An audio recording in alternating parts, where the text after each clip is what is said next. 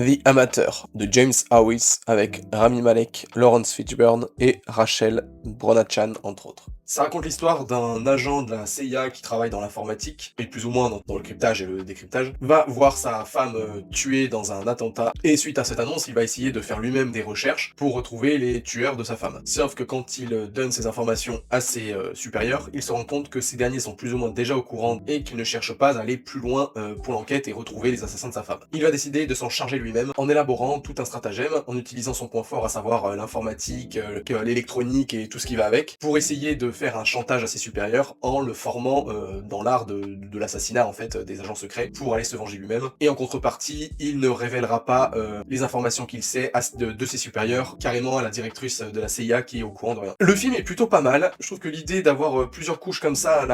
à l'intrigue est plutôt intéressante, à savoir qu'on a d'abord le héros qui veut venger sa femme en retrouvant ses assassins, qui est donc, comme le nom l'indique, un amateur, donc il va un peu apprendre sur le tard. Mais ce qui est intéressant, c'est cette histoire un peu de chantage entre ses supérieurs directs de la CIA, qui sont en fait plus ou moins corrompus, et qui eux ont essayé de court-circuiter le personnage principal, en l'empêchant d'aller trouver les assassins, tout en cachant les choses à la directrice de la CIA, donc c'est plutôt intéressant, sachant qu'il aide à se former lui-même, parce qu'ils sont sous chantage. Donc je trouve que sur ça, là, c'était plutôt sympa. Je trouve aussi qu'il y a quand même beaucoup de réalisme, on le voit un peu galérer sur plein de trucs, et c'est quand même bien fait, mais du coup, voilà, ça prend quand même beaucoup son temps. Après, par contre, il y a un moment donné, tout ce qui est autour de son contact d'Istanbul, je trouve que c'était vraiment très bien fait tout le film, et on passe sur un truc un peu facile scénaristique, à savoir que on t'explique que ce mec-là, le héros, qui a un QI de 170, qui est le best dans son domaine et tout ça, il discute avec un agent secret ou exfiltré ancien du URSS, qui se cache quelque part dans le monde, il discute avec lui depuis plus d'1 an, et en fait, il ne sait pas son identité, il ne sait pas où il habite, enfin voilà, c'est vraiment le mec est hyper anonyme, et là, comme par hasard, quand lui, à un moment donné, il dit qu'il est dans la merde, il a besoin de lui pour le retrouver, il se retrouve, et là, comme par hasard, les autres services de la CIA qui sont à sa poursuite,